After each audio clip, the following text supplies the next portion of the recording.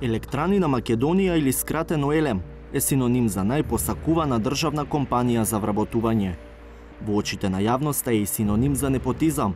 Од 18 случаи на вработување на функционери од власта, што ќе ги проверува антикорупцијската комисија, 1/3 се во ЕЛЕМ.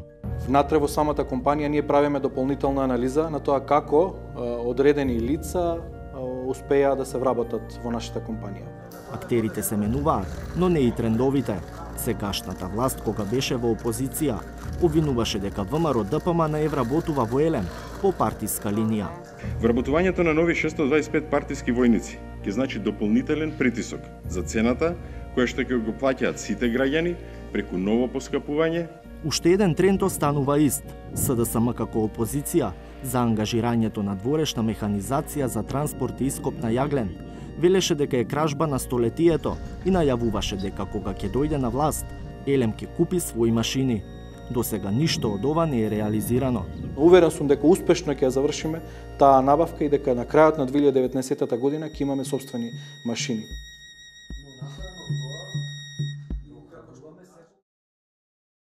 Ти пуштив СМС за овој за ЕЛЕМ.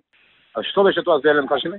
Па ти нели ми се јави за тој Владимир Поповски, што ми го пушти по СМС за вработување за конкурсот. Да, знаеш дека заборев да ургираше за тоа што правеше, како беше таа. Ти заборај, ама му завршивме работа.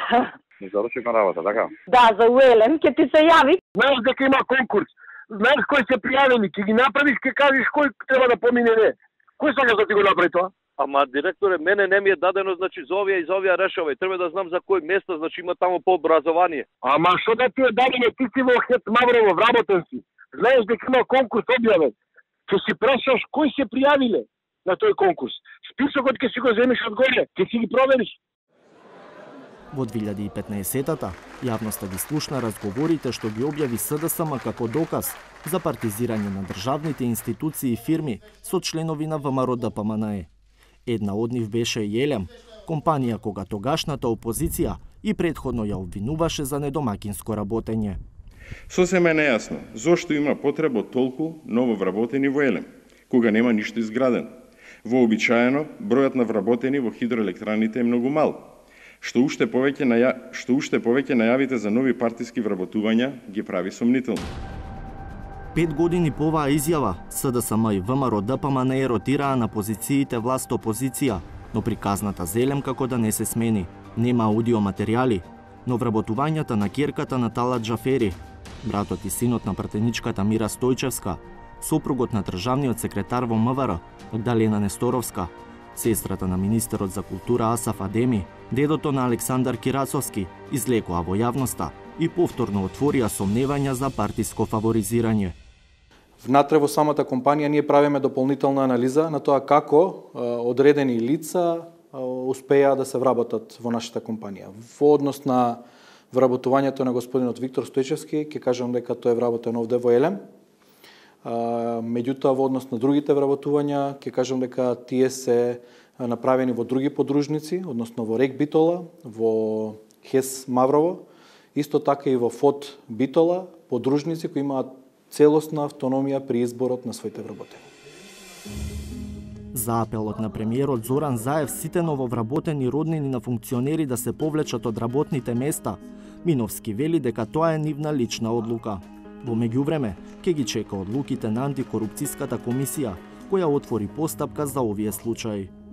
До крајот на 2019 година, планот на компанијата е да вработи дополнителни 500 лица, привремено или на неопределено време. Од нив, 72 веќе засновале работен однос во првите 2 месеци од оваа година. Во таа бројка се и блиските на функционерите. Една од тезите на СДСМ од опозиција беше дека новите вработувања во ЕЛЕМ се целосно неоправдани, зашто иако расте бројот на вработени, паѓа производството на струја. 2017 година ја дочекавме со 4900 вработени во компанијата. Имавме 4080 гигават часови, за во 2018 година да имаме помал број на вработени, 4730 вработени, меѓутоа имаме зголемено производство. Не е толку големо, видливо, меѓутоа се надеваме дека во наредниот период со производство 4500 гигават часови и со број на вработени околу 4730 ќе произведеме електрична енергија онолку колку што е потребно, дополнително за продажби на електрична енергија на слободниот пазар и ќе направиме подобри финансиски резултати од работењето на компанијата. Едно од главните ветувања на Миновски датира од пред година и половина кога ја презеде функцијата, а тоа е дека новото раководство ќе го напушти трендот на трошење вратоглави суми за ангажирање на дворешна механизација, пред се во РЕК Битола. Но праксата е идентична со претходната. Точно, бидејќи се уште немаме набавено помошна и циклична механизација, наша собствена од компанијата. Во март минатата година објавивме тендер за набавка на помошна механизација, за потребите на АД Елем, меѓутоа беа пријавени неколку компании, голем број на компании, при техничкиот диалог беа поставени многу прашања и анализите покажаа дека со сегашниот закон за јавни набавки, каде што цената е единствениот критериум за избор на најповолен понудувач, квалитетот ќе изостане и дека ќе купиме машини и опрема кои нема да ги задоволат потребите на компанијата, а парите ќе се потрошат. Направените анализи покажаа дека е подобро да почекаме да влезе во сила новиот закон за јавни набавки, каде што и квалитетот ќе биде една од можностите за избор, односно за рангирање на компаниите, и каде што ќе може да купиме навистина квалитетна опрема. За времето на Миновски потрошени се 23 милиони евра за ангажирање фирми кои копале јаглени јаловина или обезбедувале помошна механизација во рударско-енергетските комбинати. Фирмите што добиле најмногу од парите се истите од годините кога на власт беше ВМРО ДПМНЕ, Марковски компани и Пелистер Битола.